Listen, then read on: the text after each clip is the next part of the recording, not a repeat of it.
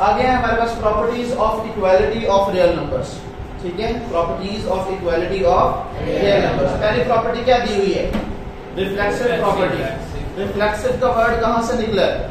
Reflection से। Reflection किसे कहते हैं? अपने ही अक्स को कहते हैं। जब शीशे के सामने खड़े होते हैं तो शीशे में कोई और होता है, आप ही तो होते हैं, ऐसा है कि नहीं है?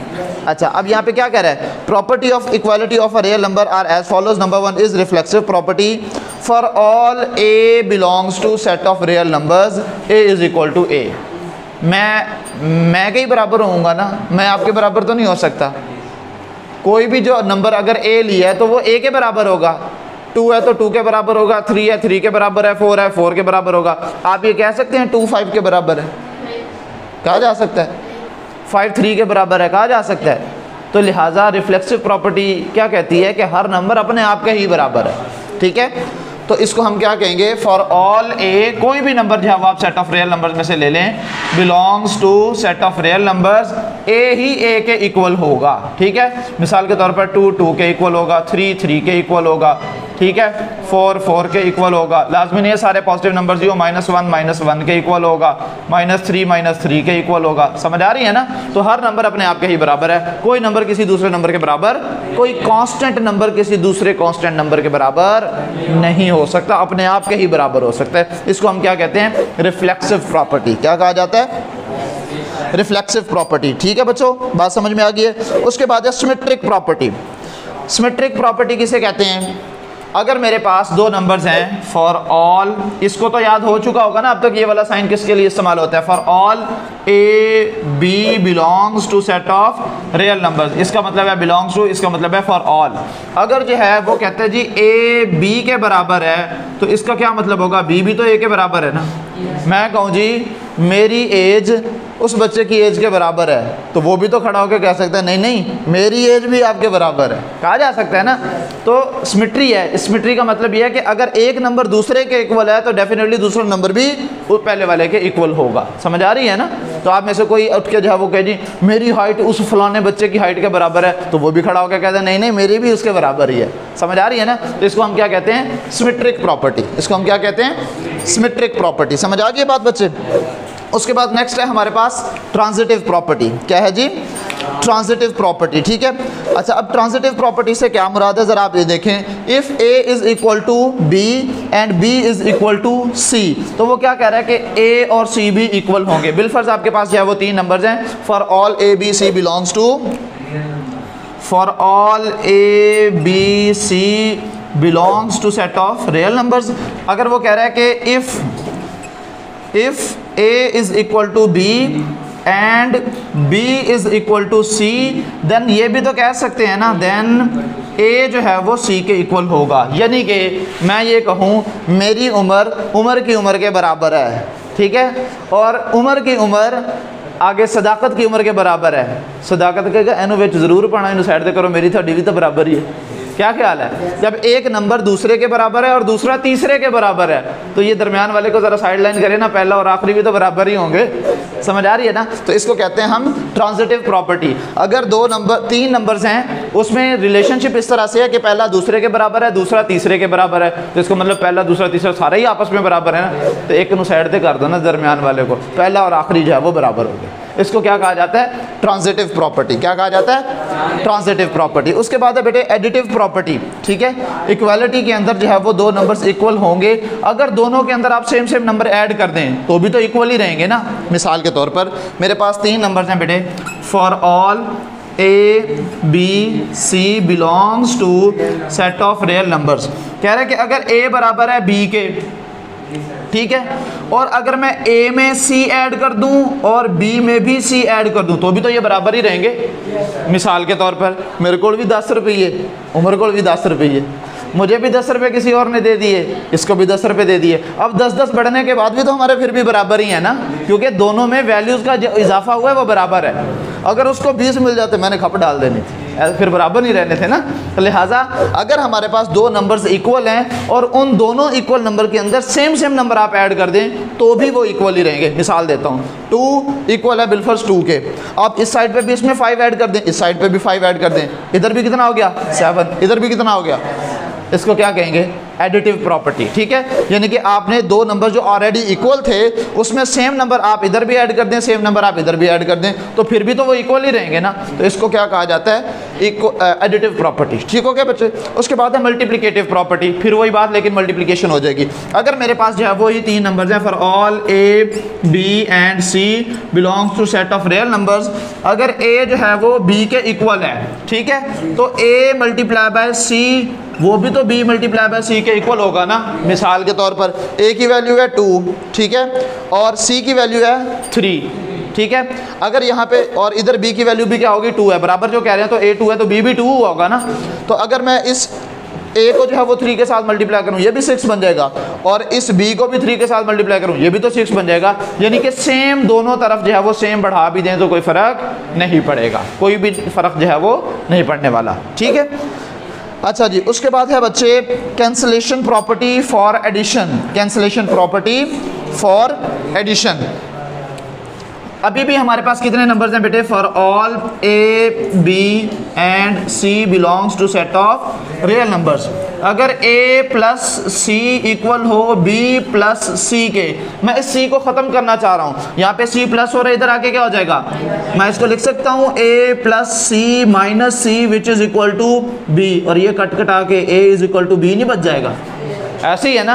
तो अगर दोनों तरफ सेम सेम नंबर ऐड हो रहे हो तो आप एक साइड वाले को जब दूसरी तरफ लेके आएंगे तो माइनस हो जाएगा, ख़त्म हो जाएगा, या आप डायरेक्ट ही कैंसिल करना चाहें तो भी कैंसिल कर सकते हैं। और अगर इसी तरह से मल्टीप्लाई हो रहा हो फिर भी कैंसिलेशन जो है वो पॉसिबल है। देखो 3 नंबर्स हैं हमारे पास, फॉर ऑल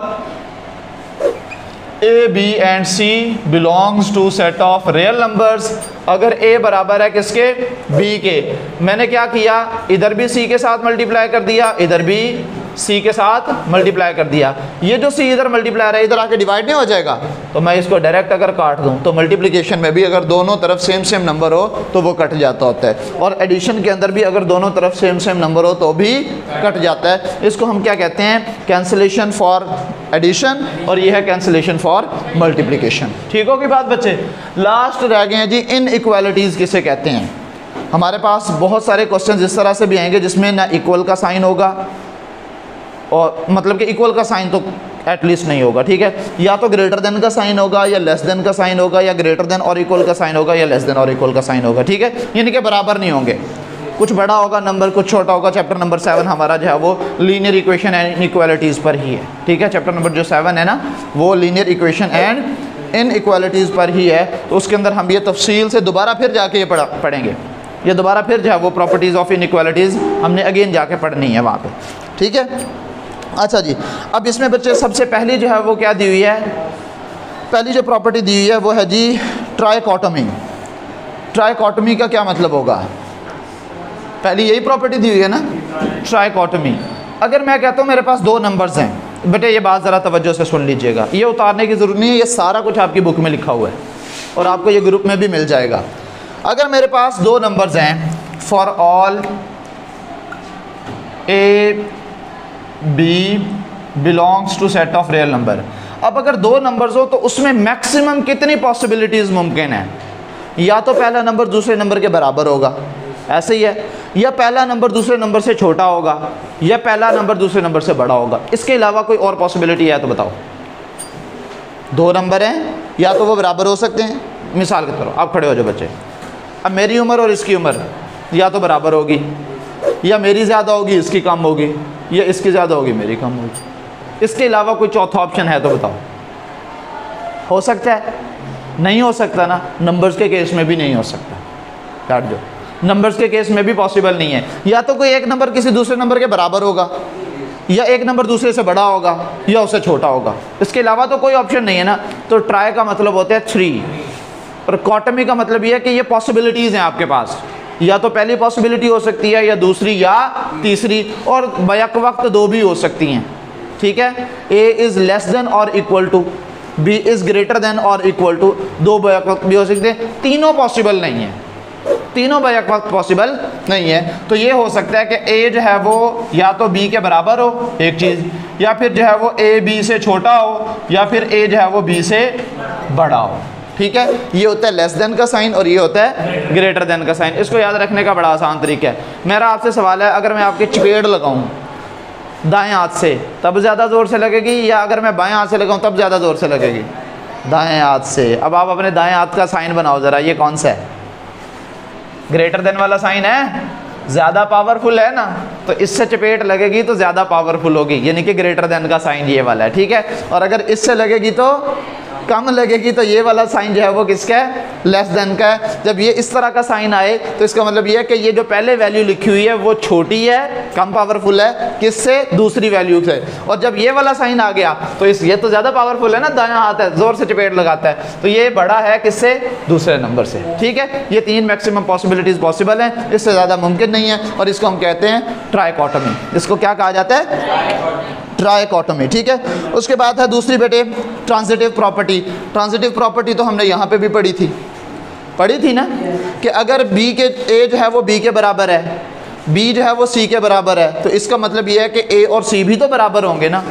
और अब अगर बराबरी ना आए, क्योंकि हम पढ़ रहे हैं इन इक्वालिटीज़, अब इक्वल का साइन नहीं होगा, अब या तो ग्रेटर देन का साइन होगा या लेस देन का साइन होगा। तो ग्रेटर देन और लेस देन के केस के अंदर भी आपकी 3 वैल्यूज़ अगर इस तरह से दी गई हों तो आप पहली का और आखिरी का कंपैरिजन जो है वो कर सकते हैं। क्या लिखा हुआ है जी, देखें ज़रा। Transitive property for all a b c belongs to r। पहली जो है वो पॉसिबिलिटी क्या दी है? a is less then b and b is less then c। तो इसका मतलब ये हुआ ना कि a c से भी छोटा ही है। देखो ये देखो फॉर ऑल, खामोश हो जो भाई, a b c belongs to set of real numbers. वो कह रहा है कि ए छोटा है बी से और बी जो है वो छोटा है किससे? सी से। तो इसका मतलब जो है वो ए सबसे छोटा ना हो गया। ए, मैं ऐसे मिसाल देता हूँ, मैं छोटा हूँ अपने अब्बू से, मेरे अब्बू छोटे हैं मेरे दादा अब्बू से, ऐसे ही है ना, तो मैं भी तो दादा अब्बू से छोटा ही हुआ। पहले और आखिरी को भी तो कंपेयर किया जा सकता है ना, फिर वही दरमियान वाले को स्किप कर सकते हैं कि अगर ए जो है वो छोटा है बी से, ये बापू जी हैं, ए आप हैं, बी बापू जी हैं, सी आपके दादा अब्बू हैं, या चलो डी कर लो, आप दादा अब्बू बन जाएंगे, ठीक है। अगर ए छोटा है किससे? बी से, और बी छोटा है किससे? सी से, तो हम ये भी तो कह सकते हैं कि ए एक्चुअली सी से ही छोटा है। दरमियान वाले को ख़त्म कर दो ना, आपको तो वैसे ही हमने साइड लाइन किया था। ये फिर वही है, सिर्फ क्या हुआ हमारे पास इक्वालिटी की बजाय जो है वो क्या आ गया? लेस देन का साइन आ गया। यही काम आप ग्रेटर देन के लिए भी कर सकते हैं, ठीक है। अब ये रिवर्स ऑर्डर में हो जाएगा। बिलफर्ज एक पॉसिबिलिटी ये थी, एक पॉसिबिलिटी ये भी बन सकती है कि जो है वो ए बड़ा है किससे? बी से, और बी जो है वो बड़ा है किससे? सी से। किससे? सी से। अब ए जो है वो दादा अब्बू हो गए हैं, दादा अब्बू जो है वो किससे बड़े हैं? अब्बू से बड़े हैं, और अब्बू किससे बड़े हैं? मुझसे बड़े हैं। रिवर्स हो गया ना, तो हम ये भी तो कह सकते हैं कि दादा अब्बू मुझसे बड़े हैं, ऐसे ही है ना। तो लिहाजा दरमियान वाली वैल्यू को आप स्किप करवा सकते हैं, ठीक है। तो ये ग्रेटर देन के लिए भी और लेस देन के लिए भी जो है वो पॉसिबल है, और इसको क्या कहते हैं? हम ट्रांजिटिव प्रॉपर्टी कहते हैं। उसके बाद एडिटिव प्रॉपर्टी। उसके बाद क्या है? Additive property. एक वैल्यू जो है वो ऐसे will first for all a b and c belongs to set of real number. मैं ये कहता हूँ कि ए जो है वो किससे छोटा है? बी से छोटा है। ए केस मैं बना रहा हूँ, और दोनों को मैं सी सी जो है वो जमा कर देता हूँ, ए प्लस सी और बी प्लस सी। मेरा अब आपसे सवाल है, पहले ए छोटा था, उसकी जो है वो मैंने उसमें वैल्यू कुछ ऐड कर दी, और b जो था वो बड़ा था पहले, अब भी मैंने उसमें कोई वैल्यू ऐड कर दी, तो क्या अब ये a plus c b plus c से छोटा हो जाएगा, बड़ा हो जाएगा, या उतना ही रहेगा? क्यों बड़ा हो जाएगा? अच्छा, मेरा आपसे एक सवाल, सब्र तो करना मेरा बच्चा, सब्र तो कर। आपकी उम्र मुझसे जो है वो 5 साल कम है, बिलफर्ज ये मुझसे कम है, छोटी है, ठीक है। 5 साल बाद आपकी उम्र मुझसे ज़्यादा हो जाएगी? अभी तो आपने यही कहा कि बड़ा हो जाएगा। 5 साल बाद मैंने भी तो 5 साल बड़ा हो जाना है ना, तो अगर मैं अभी बड़ा हूँ तो बाद में भी बड़ा ही होऊंगा ना। जब ए जो है वो अभी छोटा है बी से, और हमने उसमें कोई भी वैल्यू ऐड कर दी है, 5, 10, 15, 5, 20, कुछ भी आपने ऐड कर दिया, और सेम साथ वाली में भी तो ऐड कर दिया, तो क्या अगर आप बड़े हो तो वो वाला नहीं बड़ा हुआ होगा? उदी क्या की घड़ी रोक किसी की भी, उधर टाइम टेबल ही नहीं काउंट हो रहा है, तो वो भी तो बड़ा हो रहा है ना। तो लिहाजा सेम टू सेम जो है वो रहेगा। लेस देन है तो अभी भी लेस देन ही रहेगा, और अगर ग्रेटर देन हुआ, ए जो है वो बिलफर्ज बड़ा है किससे? बी से। अब इसमें जो है वो आप कोई वैल्यू और ऐड कर दो, ए प्लस सी, तो ये अब भी बड़ा ही रहेगा बी प्लस सी से। समझ आ रही है? क्योंकि दोनों में सेम सेम इजाफा हुआ है ना, दोनों में सेम सेम जो है वो इजाफा हुआ है। ये नहीं कि ऐसे कह लें कि जी ये दो बच्चे जो है वो हम यहाँ पे खड़े हो गए, चलो इधर आओ यार तू ज़रा वायरल थे हो। अच्छा अभी आगे इसका कद मुझसे छोटा है ना, मुझसे छोटा है ना। अब दो दो ईंटें हमारे दोनों के पाँव के नीचे जो है वो रख दी जाएँ, 2 ईंटें इसके पाँव के नीचे, 2 ईंटें मेरे पाँव। अब ये मुझसे बड़ा हो जाएगा। और भाई जितना ये ऊंचा हुआ है उतना मैं भी तो ऊंचा हो गया हूँ ना। अगर घड़े में इसको भी 2 फुट घड़े में खोद कर रख दिया जाए, मुझे भी रख दिया जाए, जितना मैं नीचे गया उतना ये भी तो नीचे चला गया ना। तो लिहाजा अभी भी ये छोटा ही है और मैं बड़ा ही हूँ, या मैं बड़ा ही हूँ और ये छोटा ही है। समझ आ रही है ना। तो ट्रांजिटिव प्रॉपर्टी से क्या मुराद है, अगर लेस देन या ग्रेटर देन वाली पॉसिबिलिटी में भी दोनों तरफ सेम सेम नंबर ऐड कर दिए जाएं, कोई फ़र्क नहीं पड़ेगा, जो जैसा है वैसे का वैसे ही रहेगा। ठीक है। उसके बाद है मल्टीप्लिकेटिव प्रॉपर्टी। अब अगर आप ऐड कर रहे हो तो भी कोई फ़र्क नहीं पड़ेगा, मल्टीप्लाई कर रहे हो तो भी कोई फ़र्क नहीं पड़ेगा। शर्त यह है कि पॉजिटिव नंबर को मल्टीप्लाई करो। अगर नेगेटिव नंबर मल्टीप्लाई कर दिया फिर साइन उलट जाएंगे। ठीक है। अब मिसाल के तौर पर मल्टीप्लिकेटिव प्रॉपर्टी में भी जो है वो आपको क्या कह रहा है, ए बी सी 3 जो है वो आपके पास जो है वो नंबर्स दिए गए हैं। अब इसमें 2 पॉसिबिलिटीज़ बनती हैं कि हो सकता है सी जो है वो क्या हो, पॉजिटिव नंबर हो ग्रेटर देन 0, या हो सकता है सी जो है वो लेस देन 0 यानी कि कोई नेगेटिव नंबर हो, छोटा नंबर हो। ठीक है। तो दोनों केसेस के अंदर जो है वो फिर हमारे पास क्या बनेगा, आइए चेक करते हैं। बिलफर्ज हमारे पास है बेटे 3 values for all a b c belongs to set of real numbers. ठीक है। अब ये दोनों पॉसिबिलिटीज़ मैं यहाँ पे बना देता हूँ। अगर जो है वो सी क्या है, ग्रेटर देन 0 है यानी कि कोई पॉजिटिव नंबर होगा। ये देखो ए जो है वो अगर लेस देन बी है तो मैं अगर किसी पॉजिटिव नंबर को ए के साथ मल्टीप्लाई करूंगा तो ये क्या बन जाएगा, ए सी लेस देन बी सी, क्योंकि जितना ये बढ़ा उतना वो भी तो बढ़ गया है ना। अच्छा अब ये ख़तरनाक सेम ये लेस देन के लिए भी होगा, सॉरी ग्रेटर देन के लिए भी होगा। अच्छा अब अगर मैं ये कहूँ कि ए जो है वो छोटा है किससे, बी से, लेकिन जो हमारे पास सी है ना वो लेस देन 0 है यानी कि कोई नेगेटिव नंबर है। लेस देन 0 का क्या मतलब है, नेगेटिव नंबर है। ठीक है।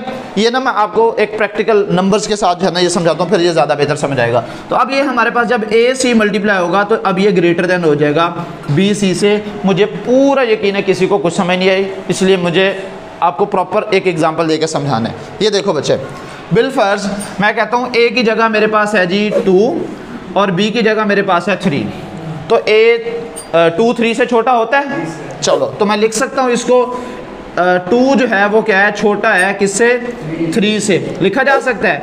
और मैंने साथ में सी की शर्त क्या लगाई है, कोई ऐसा नंबर मल्टीप्लाई करना है जो नेगेटिव हो। लेस देन 0 होगा तो इसका मतलब क्या है कि नेगेटिव हो। तो मैं इसको लिख देता हूँ -1।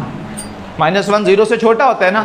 अब इस 2 को जब -1 के साथ मल्टीप्लाई करोगे तो क्या हो जाएगा, -2, और इस 3 को जब आप -1 के साथ मल्टीप्लाई करोगे तो क्या हो जाएगा, -3। अब मेरा आपसे सवाल है कि -2 बड़ा होता है या -3 बड़ा होता है। हाँ तो पहले तो ये छोटा था, अब आप बड़ा क्यों कह रहे हो, क्योंकि जब नेगेटिव साइन के साथ आप मल्टीप्लाई करोगे जितना नंबर बड़ा होगा वैल्यू उतनी कम होगी।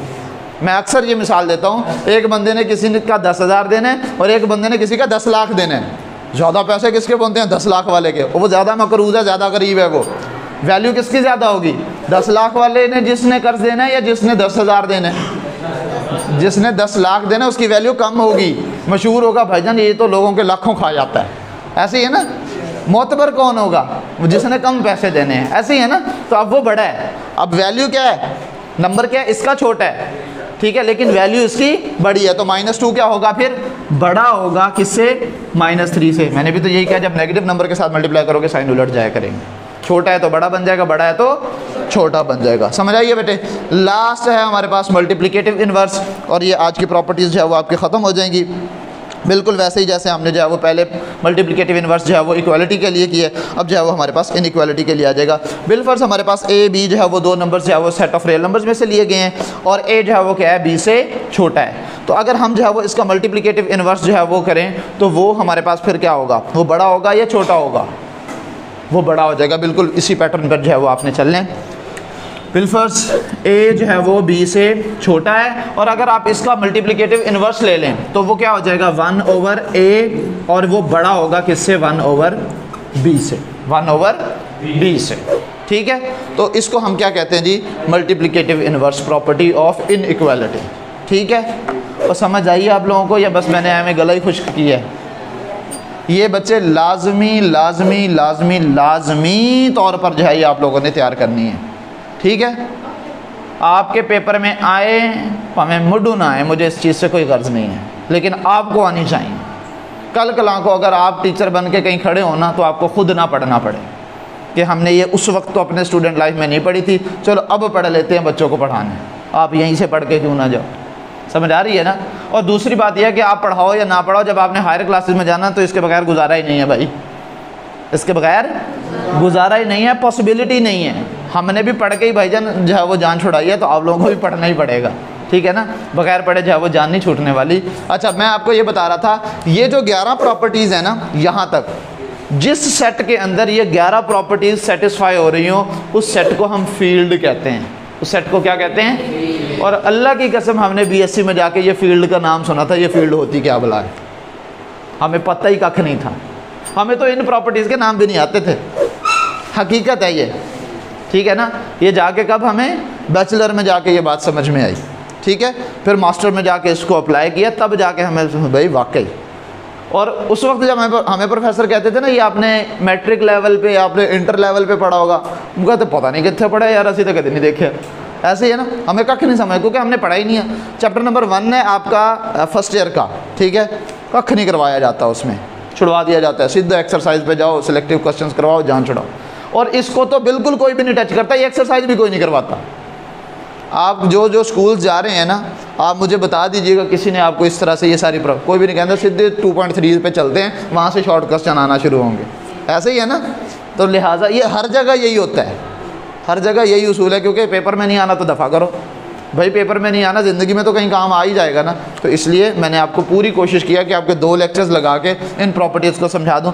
अब आप ये एक्सरसाइज खुद कर सकते हैं, शर्त यह है कि आपको ये प्रॉपर्टीज़ आती हो। आप क्वेश्चन देखें, मैं आपको बताता हूँ जी क्या कह रहा है। Question number 1, identify the property use in the following. बताओ इनमें से कौन कौन सी प्रॉपर्टी जो है वो यूज हुई है। a + b = b + a, क्या बताया था? कॉम्यूटेटिव लॉ बताया है। अगर ऑर्डर चेंज कर दें तो कोई फर्क नहीं पड़ता, तो कॉम्यूटेटिव लॉ अंडर एडिशन नहीं है। ये खासियत मुबादला बालिहाज जमा है ना।